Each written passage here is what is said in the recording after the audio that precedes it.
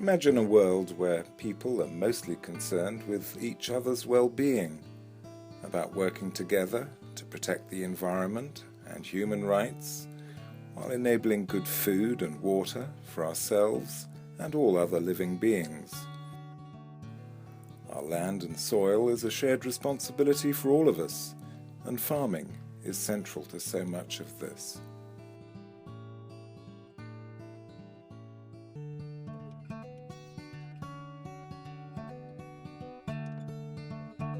All farming needs to be viable in the longer term and also use proven methods that can make farmland ever more productive and fertile, whilst also at the same time remaining healthy and in balance, but without relying on external inputs such as fertilizers or animal feeds, apart of course from the sun and rain. When Peter Brown came to Tablehurst Farm 2 decades ago, it was to develop these concepts and involve the wider community in farming here. And this led to the start of a community-supported farm, where, as a cooperative, well over 600 people share in the responsibility. The farm is perfectly viable in the normal sense that it makes enough money to pay for the 20 people who work here and invest a little bit back each year into the land and buildings, while also experimenting to find out what the farm can really offer.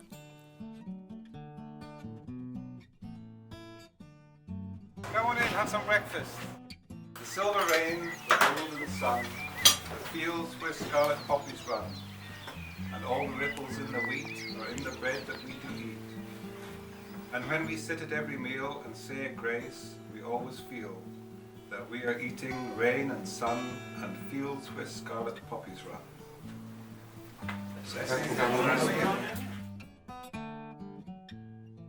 When you see a farm as a complete living organism that maintains its own health and fertility without bringing in fertilizers, pesticides, or even water from outside, you recognize farming more as an art than an industry.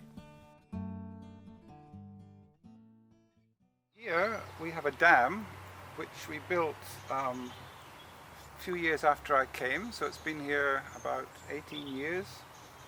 Provide water for our stock and for our polytunnels and for irrigating our vegetable crops. And now we have this wonderful nature with a whole lot of wildlife. When you get those periods of very heavy rainfall which cause flooding, you have a kind of buffer because this can fill up and it can help prevent flooding. It's not feasible to use lots of mains water, partly because of the expense, but also because of its quality, to irrigate crops. And that art starts with the soil. It starts with the cycle of life and death in the soil. Such an amazing cycle. The sun feeding plants that feed the microflora in the soil, and these then die off and become food for life again. You learn that maintaining that incredible fertility and biodiversity in the soil also calls for a biodiversity above the ground. As a farmer, you work with the seasons, bringing in different crops with different root depths to help create that health in the soil. This variety in crops also creates more nourishing and interesting foods to sell in the farm shop. The biodiversity, the bees and other insects, as well as the birds, will benefit. Slowly you see that everything is interdependent, and that this diversity brings a balance and resilience. It enriches life, and it also encompasses the bigger picture of a world that also needs to be brought into balance, where communities around the world can create fulfilling agricultural lives by working together and working with nature.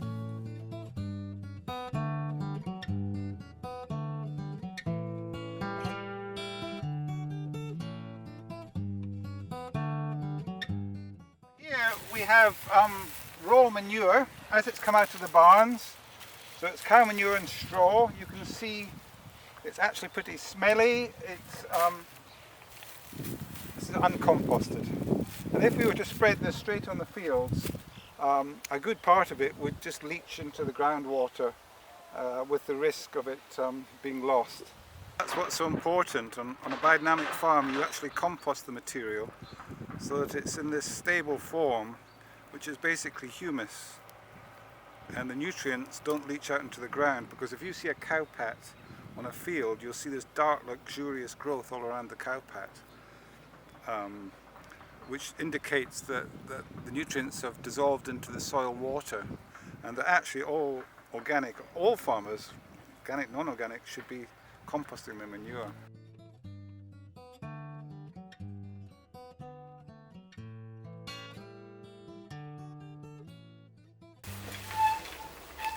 And the genesis of me starting here was because I saw a farmer, a conventional farmer, a fourth generation farmer in Australia, stirring something in a barrel one day, because he just seemed like a normal guy with a big dairy farm. And he said, well, my land was getting sick, and I thought I was going to have to sell the farm. And then he said, I went to a conference where they talked about biodynamics, and I thought, I'll give it a try, I'm desperate. And he changed his farm. It was like a 500 hectare farm, and he never looked back. And all his land looked green. You could see it in drought periods, Australia, big droughts, and all his pastures looked green and the neighbours all looked brown like dust. And that made me think, wow. These are dandelions drying. It will be another one of the compost preparations. Very, very good mycorrhizal affinity. And the mycorrhiza are fungi in the soil which actually have a symbiotic relationship with the plant, and in exchange for sugars from the plant, the mycorrhiza actually give the plant micronutrients. They also make a special preparation using cow manure, which is applied to the land in tiny doses, and this helps build up the soil fertility.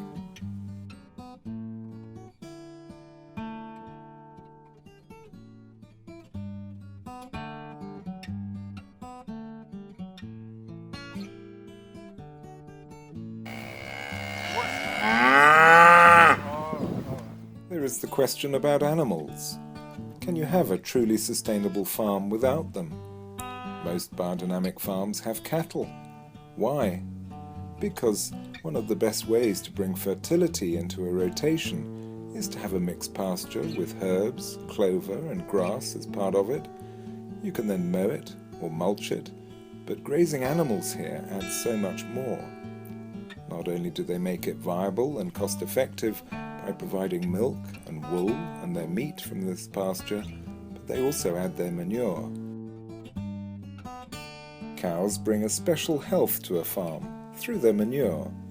A cow eats a tremendous amount, and their digestive system works with the microorganisms in an amazing way. Just as with the microorganisms in the soil, a cow has the right microflora and bacteria in their stomach to break down all the roughage, and they in turn can digest and absorb these bacteria.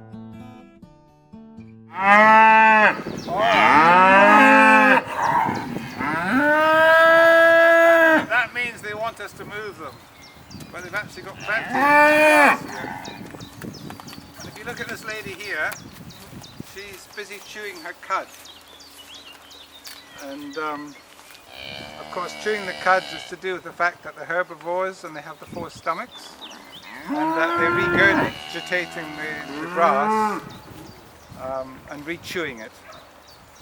And that is all about to do with enabling the bacteria in their rumen to digest the cellulose. And so a cow's stomach is a little bit like the soil.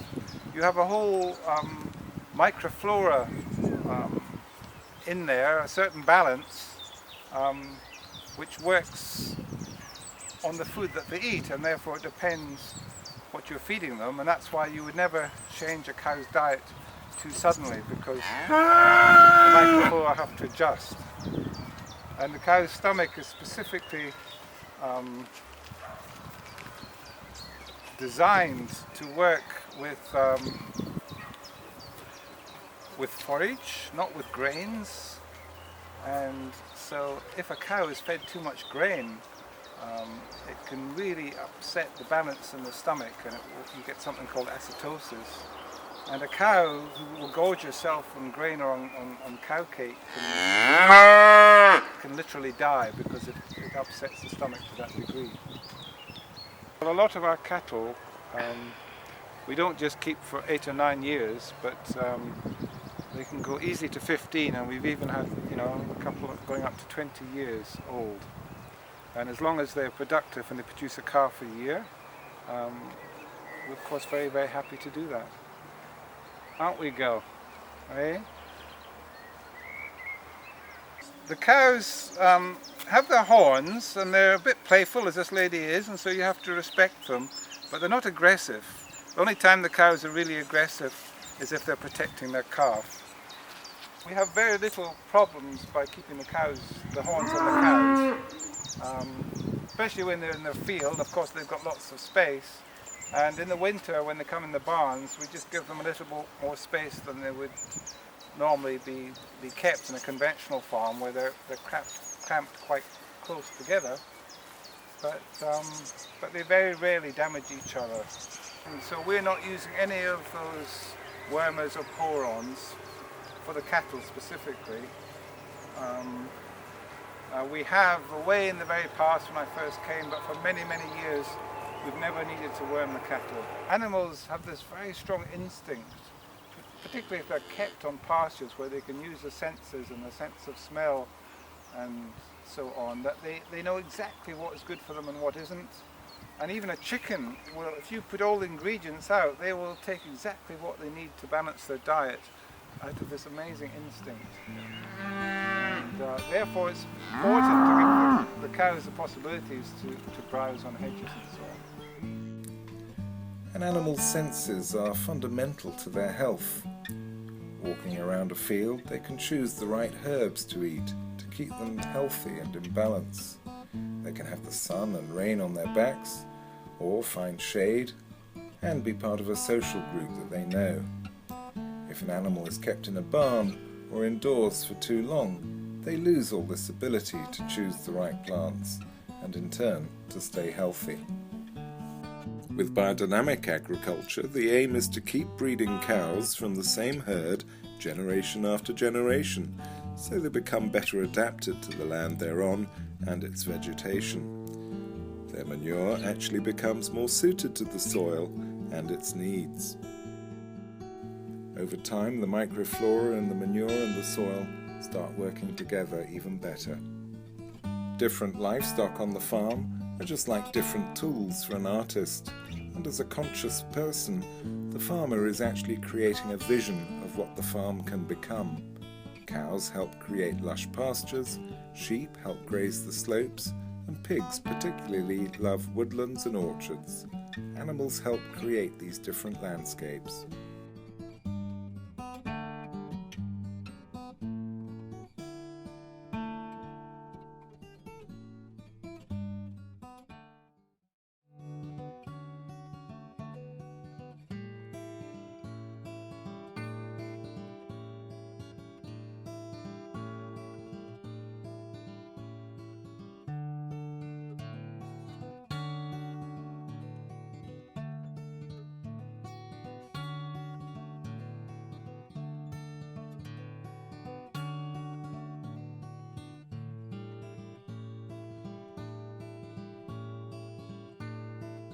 So she'll eat that all down, and then this will get worked into the soil. So she'll do some of the work for us of cultivating it.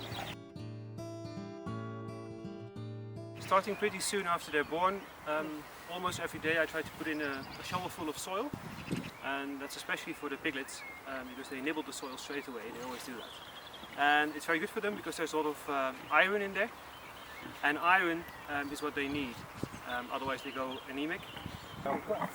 Yeah, it is. For the next.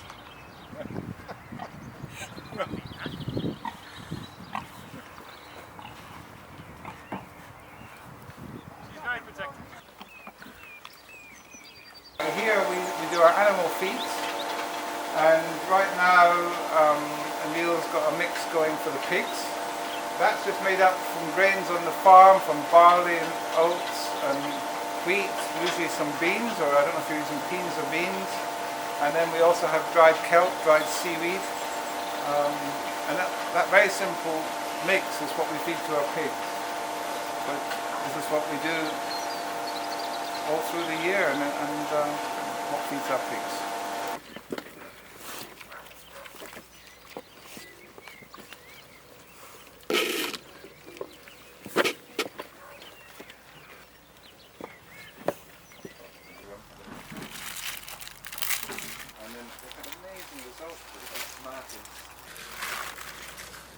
That's what's nice working in this garden is the variety. You know, if we had to just grow 1 or 2 crops, it would be so boring. But on any given day, you could be dealing with 10, 15 different plants. Here you have the beetroot, you have the chard, you have the tomatoes. Oh, it's all mixed up. You know, and there's more beetroot at a different age, different stage. Yeah. And that's really nice. And you see how these leaves here are standing up so beautifully. That's usually a sign that they've had the spray of silica preparation. Absolutely delicious. Well, no, there's no chemicals being used at all. This is completely biodynamic, and that's the beauty of it. And particularly with the horticulture, the vegetables, you know, these are producing just as prolifically as conventionally.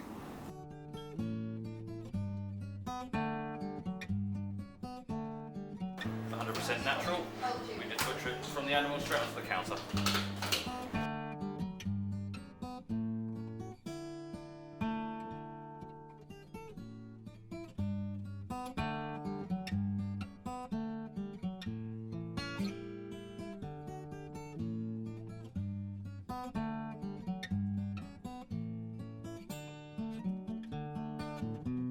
Better quality, it tastes better, a lot better. Well, I feel much better about knowing that I'm not putting harmful stuff into other people's bodies with the work I'm doing. And bees, what is their role? Bees are not like other domesticated animals. They could survive without humans, but for thousands of years humans have had a relationship with bees which is immensely important to farming.